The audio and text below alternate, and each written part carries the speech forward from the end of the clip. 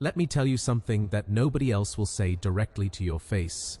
That woman who's suddenly interested in commitment after years of casual relationships, she hasn't changed.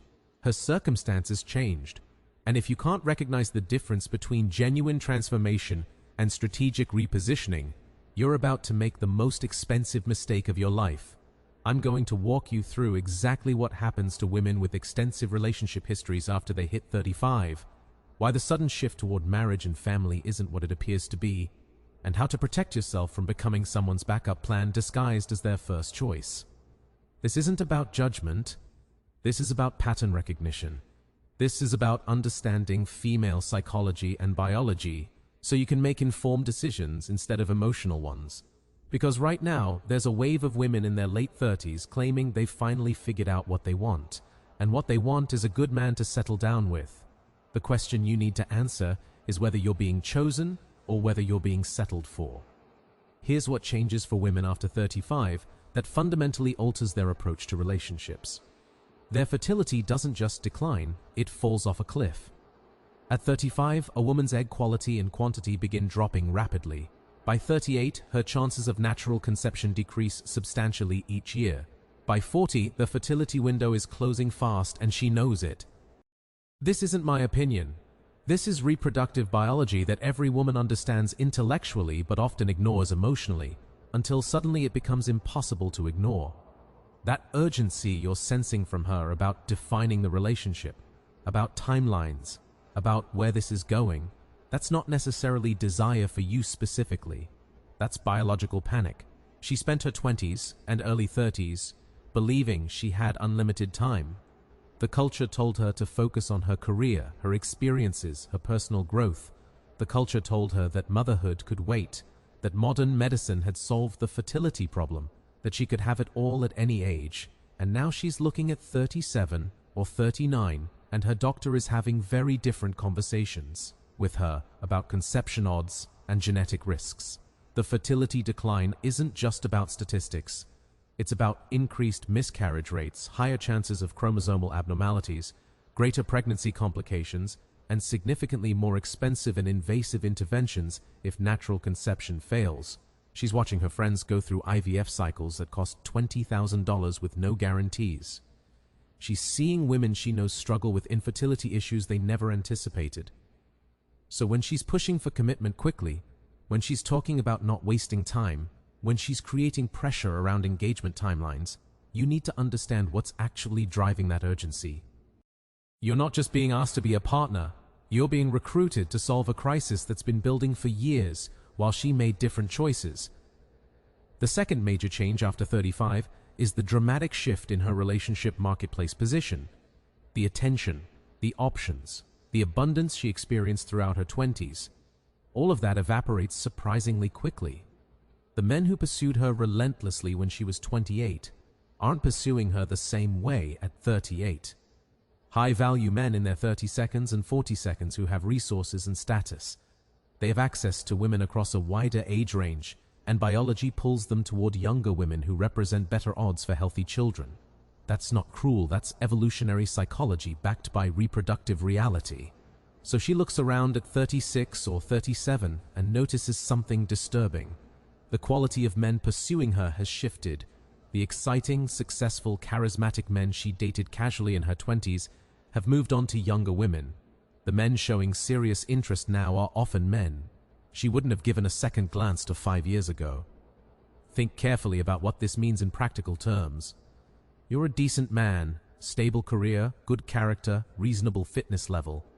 You tried to get her attention when she was 31, and she either ignored your messages completely or went on one date and ghosted because you didn't provide the excitement she was chasing then. Now at 38, you're getting enthusiastic responses. She's available, she's interested in getting to know you. She's talking about how she values stability and kindness now. What changed? Did you suddenly become more attractive? Or did her better options disappear, making you acceptable by default? That's the question that will haunt your marriage if you don't answer it honestly before committing. Because deep in her psychology, she knows she's settling, and that knowledge creates a resentment that poisons everything, even when she's not consciously aware of it. Research on attachment and pair bonding shows some uncomfortable patterns. Women who have had numerous short-term relationships often develop what psychologists call comparison disease. Their brains have been trained to constantly evaluate options, to look for the next upgrade, to feel that the grass might be greener elsewhere. By 35, after years of this pattern, something else emerges. A chronic dissatisfaction that no partner can fix, because the problem isn't the partner. The problem is a psychological framework that's been developed over years of serial dating and casual relationships. You'll see this manifest in specific ways that destroy relationships slowly. She struggles to enjoy intimacy as genuine bonding because her history has trained her to keep emotional distance even during physical closeness. There's a performance quality to her affection rather than authentic connection. She has trouble staying present in the relationship because her mind keeps wandering to comparisons, either to idealized versions of past partners or to fantasies about what else might be available.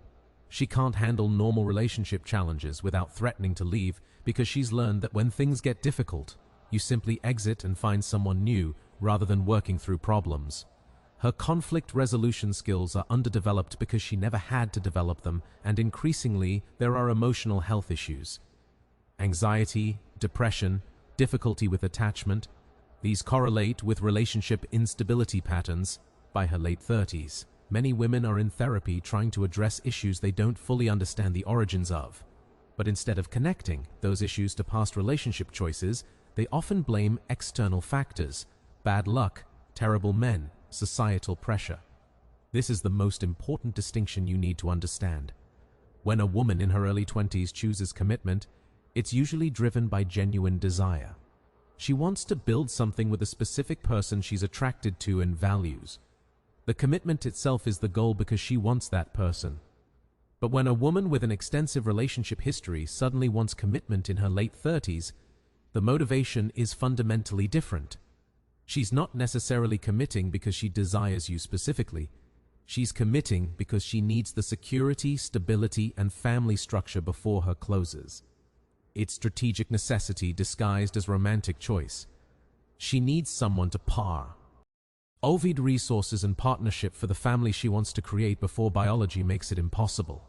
She needs someone to ensure she doesn't end up alone at 45 after spending her youth on relationships that went nowhere. You're not her prize. You're her solution to a problem she created, and she will resent you for representing that solution, even as she depends on you to provide it. This resentment emerges in devastating ways over time. She makes subtle comments comparing you unfavorably to men from her past. She withholds intimacy as punishment because genuine desire never drove her choice of you. She criticizes relentlessly because you represent the life she settled for, rather than the fantasy she thought she deserved. She makes you feel grateful that she chose you when the reality is she's fortunate you overlooked her history. Let me give you the specific behavioral patterns that define this phase so you can recognize when you're being positioned as a settlement option rather than genuinely chosen. First pattern: she's suddenly interested in men she completely ignored previously. If you're a stable, average income, decent man who couldn't get her attention when she was 30, but now at 37 she's pursuing you enthusiastically. Your objective value didn't change, her subjective circumstances did. You became acceptable by default when her preferred options vanished. Listen to how she describes what she wants now versus what she actually dated historically. She'll say, "Ings like I used to go for the wrong type, but now I know I need someone stable and reliable." Translation: I used to prioritize attraction and excitement, but now that those men won't commit to me, I'm willing to accept men I'm not genuinely attracted to if they provide security. Second pattern: extreme urgency around commitment and timelines. There's no patience, no natural relationship development, no organic unfolding. She's immediately talking about exclusivity, about biological clocks, about not wasting time on anything that's not serious. She's creating pressure because time is her enemy. The longer you date, the more you'll see beneath the performance. She needs you committed legally and financially before you have time to think clearly. This manifests as specific demands: exclusivity within weeks, meeting families within months, talking about moving in together before you have weathered any real conflict, mentioning marriage and children before you've seen her in enough context to know who she actually is. And if you try to slow down to a reasonable pace, She creates consequences, emotional withdrawal, manufactured crises, ultimatums. Third pattern, performing a version of femininity that doesn't match her history. She's suddenly interested in cooking, homemaking, being supportive, embracing traditional roles. But look at her 20s and early 30s. Zero evidence she ever valued or practiced those things. It's a performance designed to attract a provider, not an authentic. Icy expression of values. And the moment she has the ring and security, that performance evaporates. Watch for inconsistencies. She claims to love cooking, but her kitchen shows no regular use. She talks about being supportive, but her history shows independence and resistance to partnership. She dresses modestly around you, but her social media history shows years of provocative attention-seeking. She claims traditional values, but her friend group consists entirely of modern, independent women. These contradictions reveal performance rather than authenticity. Fourth pattern, extreme defensiveness about her past. She tries to prevent you from asking questions or discovering how she actually lived before deciding she was ready to settle. A woman with nothing to hide doesn't act like she has something to hide. She stonewalls, changes subjects, gets emotional when you ask normal, getting to know you, questions about previous relationships. She gives vague, non-answers. She accuses you of being insecure or controlling for caring about her history.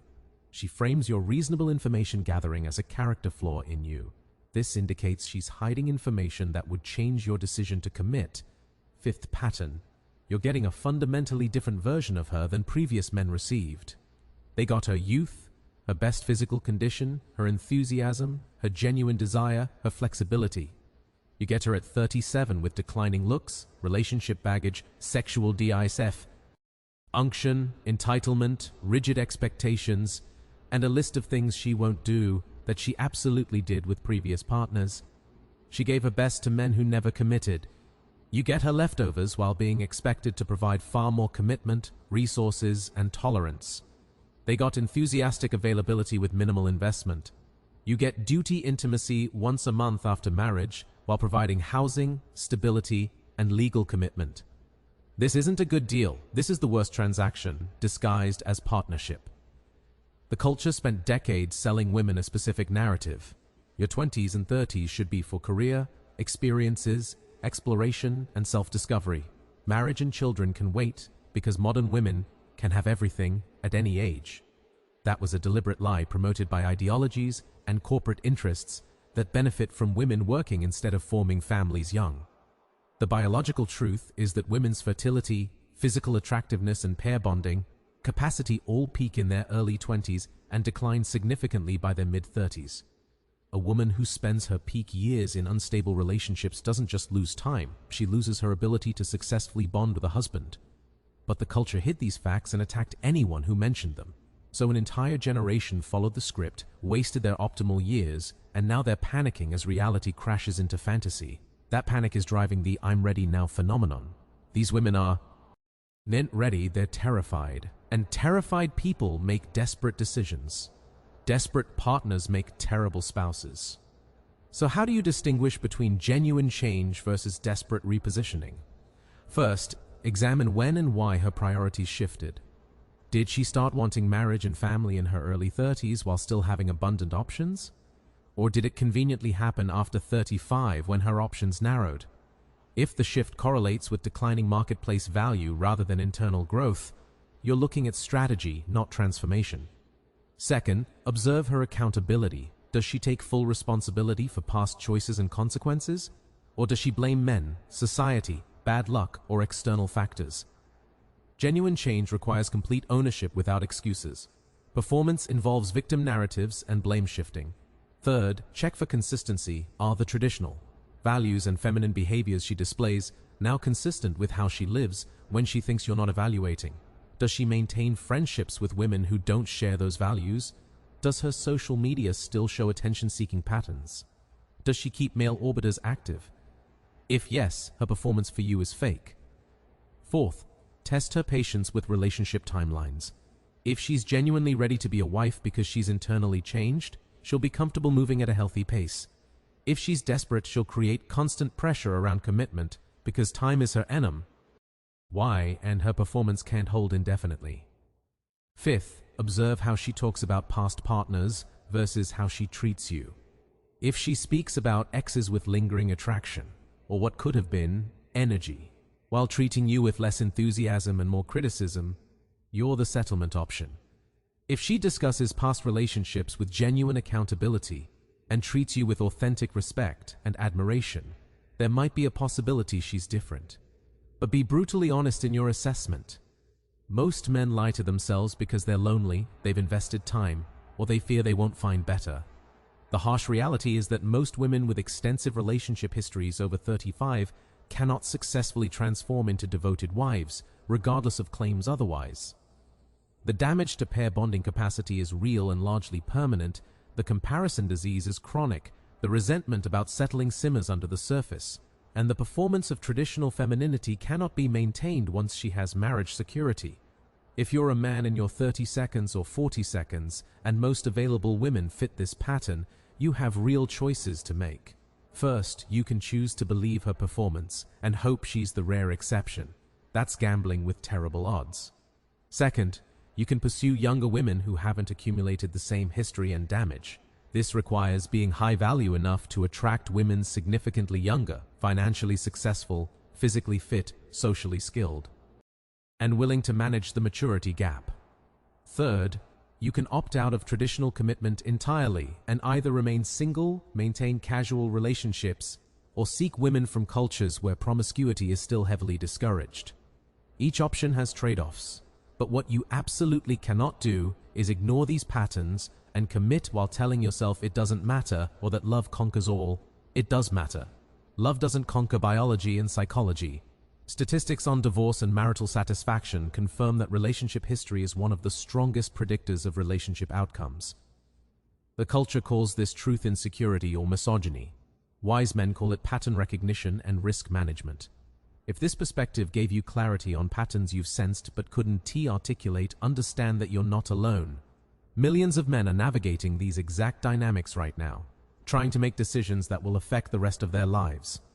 The goal isn't to hate women or avoid relationships entirely.